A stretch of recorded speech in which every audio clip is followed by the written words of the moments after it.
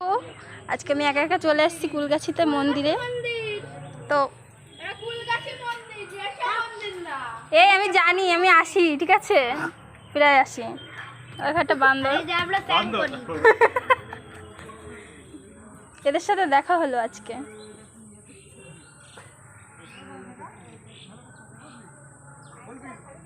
আমার মন খারাপ হলেই আমি বাবার কাছে চলে আসি।